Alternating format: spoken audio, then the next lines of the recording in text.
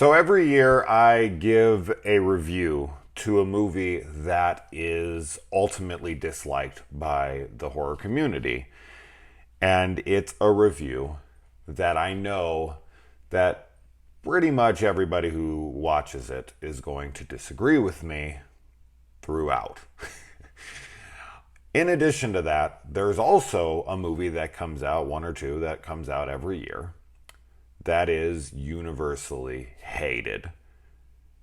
And I end up watching and either end up thinking it's fine and wondering what the fuck everyone is talking about. Like, why do they think it's so bad? As opposed to just being generic, blah, okay. Or I end up loving it and I'm like, wow, I am so on the opposite side of that. I can't believe it. And unless you're a total moron, I think you know where this is heading. So, Fantasy Island, the 2019 Blumhouse horror reimagining of the original, 70s television series? I never honestly saw the television series, but after having read the plot of the show, I was like, actually, that's a pretty damn cool concept for a show. There's a lot of places you can go with that. And it actually kind of reminded me a little bit of the holodeck from Star Trek The Next Generation. Anyways, that being said, yeah, so I can't wait to read the comments on this video. I actually really enjoyed this movie. I mean, having watched it though, and having seen the trailer, there's going to be a lot of people who go into this, if they go into it at all. I'm sure there's a lot of people who didn't even see this and are trashing it.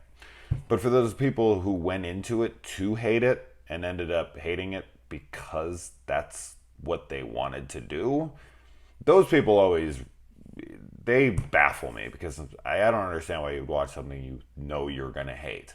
I went into this movie with low expectations, no doubt about it, but I am pretty open.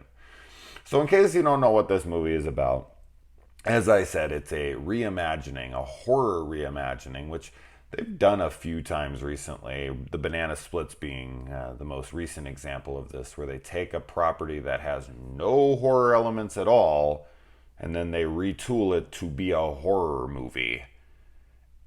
And that's odd. It's just such an odd thing. And now I guess my question to that would be, if you could take any property from before that has zero horror, and I mean zero, not even semi-horror in it, like a fucking Three's Company or something, like a Married with Children, which of those would you want to see done in a horror movie setting?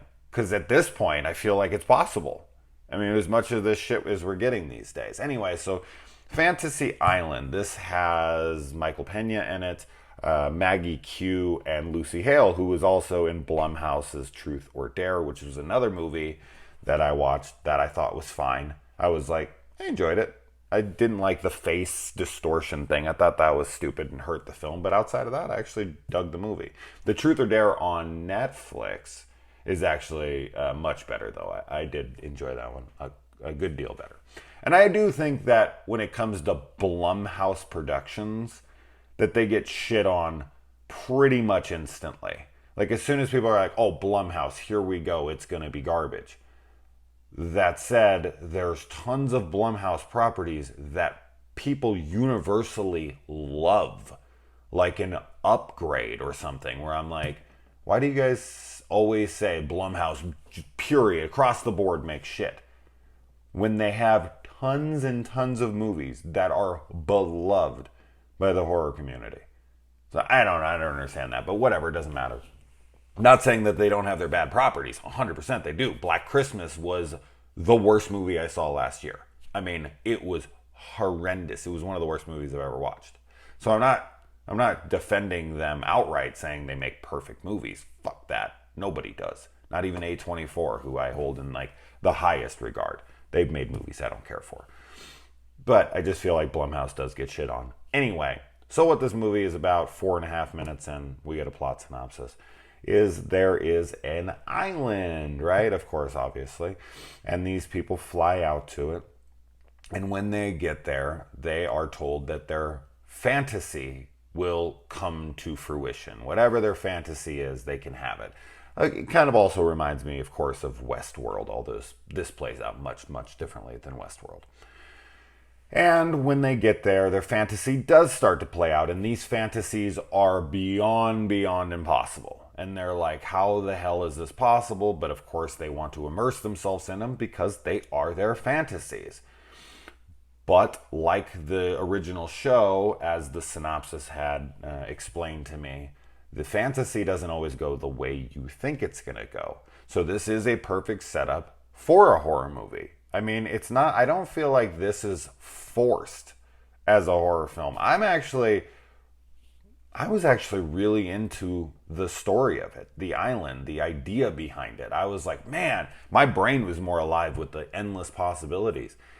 And I actually really liked the characters, the two brothers that are in this movie that are the comedic relief. I actually found them to be really funny most of the time, and when they meant to be endearing and, you know, have these emotional moments, they actually worked for me.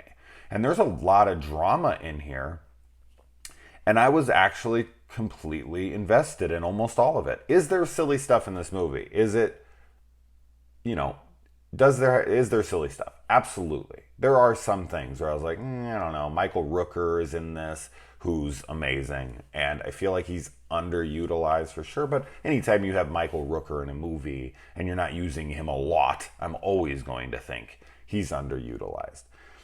That said, I feel like he served his purpose. And what ended up happening, because there's like a few twists here that happen that I was like, oh, that actually kind of makes sense. Oh, that kind of makes sense. And then there's a final twist where I had some questions, where I could pick apart the logic of it. I'm not going to get into it, obviously, with the spoiler thing, but when it came down to it, at the end, I was like, I could wave it away and be like, you know what, that's the way they said it, and I can, you know, knock away what's in my head. But, you know, now it's PG-13, so you're not going to get a lot of gore or crazy kills or nudity or anything. But there's a lot of babes in this. I mean, it's a fantasy island. Of course, one of them is going to have a sexual fantasy. And yes, would this have served better as an R-rated movie? Of course, it always would, for the most part. There's very few examples when it comes to horror where I'm like, I don't think that this would have been any better as an R movie. Like, I never feel like this was being held back. This is an example of that, where this could have been R and been better for it, just because the kills could have been cooler. Although there's not a lot of kills in this that really warrant an R rating. That said, regardless, you could still incorporate it to have an R rating. But that's where I feel like you would have to force it to become an R in that regard. Now, on the other side of that, with the fantasy, yes, the nudity could have brought this up to an R, as well as the profanity. So I don't even feel like the gore is necessary here at all, because the story it doesn't need any. I guess there is one character in this that could have had some gory kills, and that character's name is like, what is it? Dr. Torture. There you go. So with that name, I guess you could bring him to an R rating for sure. But everything else, I don't see it necessary. Anyway, I feel like I dwelled on that for too long. At the end of the day, what it really comes down to with film and with all of this stuff is your enjoyment level of it.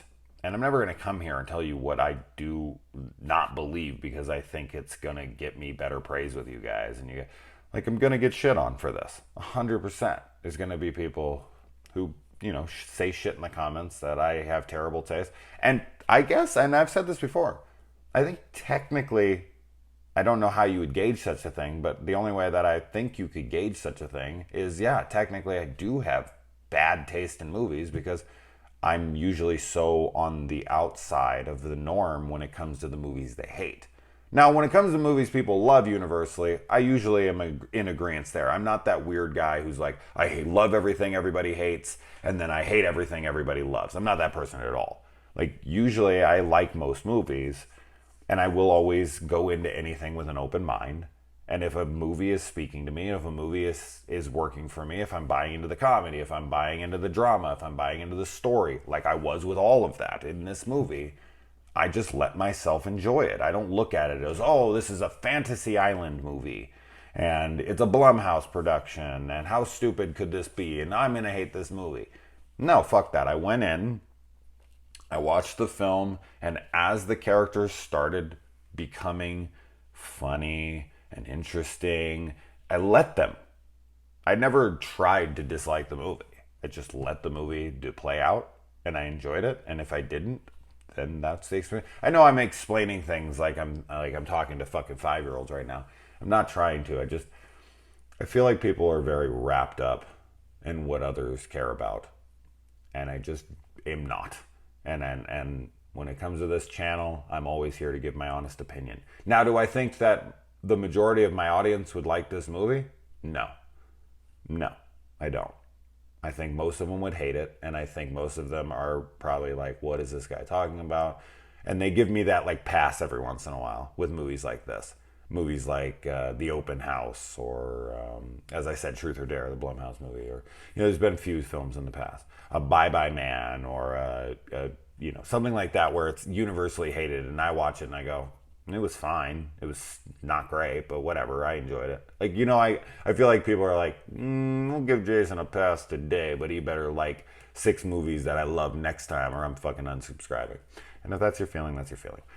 And it's funny that I have to defend that I liked a movie like this so, adamantly here, but I don't know. When I was sitting and thinking about this movie for like 5 or 10 minutes after I finished it, before I pressed record on this, I was like, oh God. I was actually watching. It's funny because you have this channel. You actually have to think about what your audience, I guess is what I'd call you, will think of your opinion on it. So I was sitting there like, and it was actually something I had in my head while I was watching the movie. Like, oh no, like I'm enjoying this. I wonder what my subscribers are going to think about that. And then I'm like, ultimately at the end of the day, I don't care. Like, of course I like you guys. I love a lot of you guys. But, I mean, if somebody's going to fucking blast me for my opinion, why are you watching the channel? Like, that's such a weird thing to me. Like, that's the whole point of the channel, right? Is to hear my opinion. So, anyway, but I want to hear your opinion now of me. No, I'm just kidding. Of the film, of if you're going to see it, whatnot. Let me know. Adios.